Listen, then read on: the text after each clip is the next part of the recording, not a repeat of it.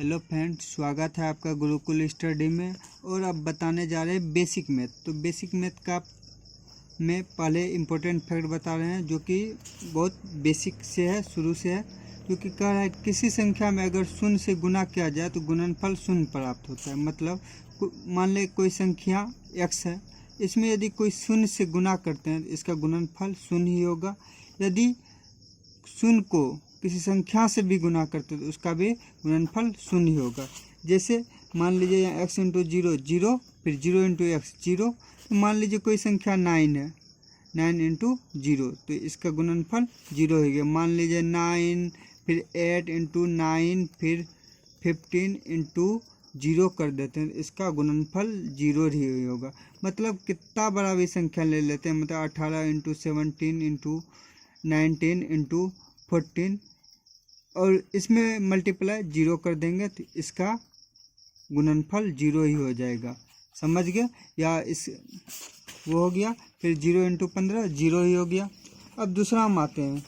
दूसरा में क्या कर रहा है, शून्य को अगर किसी संख्या से भाग देते तो भागफल शून्य प्राप्त होता है। मान ले कोई संख्या x है, तो मान ले ये शून्य है, इसको x से डिवाइड किए, भाग दिए, तो इसका जो भागफल आएगा वो जीरो ही होगा। तो जैसे मान लेते कोई भी संख्या है, जीरो से मतलब 18 से भगा देते हैं जीरो को, तो इसका संख्या जीरो ही होगा। और यदि 18 को जीरो से भगा देंगे तो इसका इन्फिनेटिव होगा। तो मान ले तो जीरो भगा 20 भी करेंगे, जीरो कोई भी संख्या से यदि करेंगे भाग तो जीरो ही होगा। तो देखिए 0/9 जीरो, 0/18 जीरो। कितना बड़ा भी संख्या ले, यदि जीरो से भागा करते हैं तो भागफल जीरो ही होगा। अब तीसरा फैक्ट में आते हैं जो कि बोल रहा है, जब किसी संख्या को स्वयं से भाग देते तो भागफल 1 प्राप्त होता है। मान लेते हैं कोई संख्या है 15 को 15 से ही भागा, इसका खुद की संख्या से भगा देंगे तो इसका भागफल 1 आएगा। या मान ले 18, इसका भी 1 आएगा।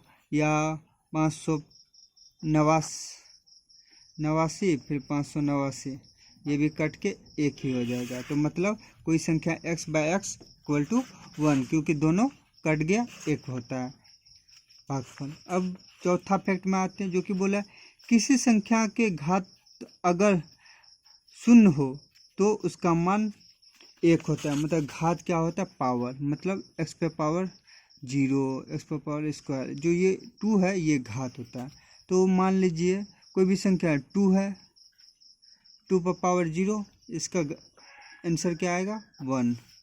और कोई भी संख्या 8 है, 8 पर पावर 0 तो 1। मतलब किसी भी संख्या कोई भी संख्या ले लें, 9 ही ले लिए, 9 पर यदि घात शून्य होगा तो इसका आंसर 1 आएगा। 50 पे घात शून्य होगा तो इसका आंसर 1 आएगा। 485 पे घात शून्य होगा तो इसका आंसर 1 आएगा।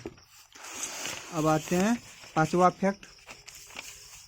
पांचवा फैक्ट क्या बोला, अगर किसी संख्या को शून्य से भाग दे तो भागफल इन्फिनिटी प्राप्त होता है। इन्फिनिट मतलब कोई भी संख्या है, मतलब 18 भागा 0 करें तो इसका जो मान आएगा भागफल वो इन्फिनिटिव आएगा। अब आते जोड़ और घटाना। तो जोड़ और घटाना, तो जोड़ का एक चीज़ जान लीजिए, 5 + 8 है और कितना होगा 8 × 5 = 13। तो देखिए 13 में यहाँ कुछ चिन्ह है 13 के प्लस, लेकिन यहाँ प्लस छुपा रहता है। कोई भी संख्या यदि 14 है तो इसका आगे प्लस छुपा रहता है, लेकिन हम इसको यानी दर्शाते नहीं हैं। यदि 15 है तो इसके आगे भी प्लस छुपा हुआ है, और अगर माइनस होगा तो माइनस दर्शाया होगा, लेकिन प्लस होगा तो प्लस छुपा रहता है। तो अब देखते हैं, तो धनात्मक संख्या हमेशा आपस में जुड़ती है। मान लीजिए 5, ये भी पॉजिटिव संख्या है, प्लस 8, 8 × 5 = 13, ये भी धनात्मक संख्या। तो धनात्मक संख्या मान लें 3 + 5 + 7 + 2, तो कितना होगा 5 × 3 = 8, 7 × 15, 2 = 17। तो यानी ये ऐड होगी। तो यह धनात्मक संख्या हमेशा आपस में जुड़ती है। देख 8 × 5 = 13 और 5 × 4 = 9। अब ऋणात्मक संख्या आपस में जुड़ती है। लेकिन चिन्ह निगेटिव का होता है, मतलब दो निगेटिव ऋणात्मक संख्या, मतलब मान लेते हैं -7 और फिर -8। तो देखिए ये दोनों ऐड होगा 8 7 15, लेकिन चिन्ह जो होगा माइनस का ही लगेगा। क्यों? मान लेते हैं हम किसी से उधार लिए 5 रुपये, वो तो ऋण में लिए, फिर जाके 10 रुपये उधार ले लिए, फिर भी वो भी ऋण में लिए, तो और 10 + 5 15 रुपये, 15 रुपये लिए थी, ऋण में हुआ तो 15 रुपये हो गया। तो इस तरह ही ऋण में ही होता है। तो मान लेते हैं फिर से मान लेते हैं -7 फिर -7, दोनों ऋणात्मक है, दोनों को ऐड कर देंगे 7 7 14 और चिन्ह लग जाएगा माइनस का। समझ गए? ये भी -4 क्या बोल रहा है यहाँ, ऋणात्मक संख्या मतलब निगेटिव नंबर आपस में जुड़ती है, लेकिन चिन्ह साइन निगेटिव का ही होता है। जैसे -4 और -5 इक्वल टू -9, फिर -6 -7 इक्वल टू -13।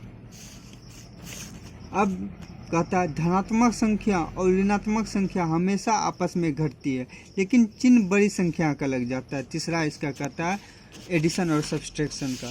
तो तीसरा कहता है क्या, धनात्मक संख्या, मान लेते हैं कोई +5 है, तो 5 को 5 + 5 है धनात्मक संख्या है, और ऋणात्मक संख्या मान लेते हैं -3 है। माइनस ऋणात्मक संख्या होगा आपस में घटती है। तो देखिए एक प्लस है यहाँ पे, एक माइनस है, तो ये प्लस और माइनस तो आपस में घटती, ये दोनों घट जाएगी, लेकिन चिन्ह बड़ी संख्या का होगा। तो यहाँ चिन्ह के कौन संख्या, बड़ी संख्या कौन है 5, तो चिन्ह प्लस का होगा।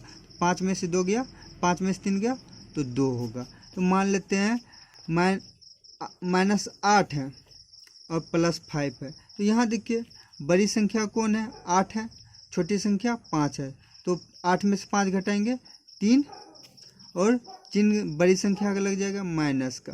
तो यहाँ भी देखिए क्या है -9 + 5, तो -9 + 5, तो यहाँ देखिए 5, 9 में से 5 गया 4, 4 बचेगा, तो 4 बचेगा, और संख्या चिन्ह कौन रहेगा, बड़ी संख्या कौन है -9, तो -4।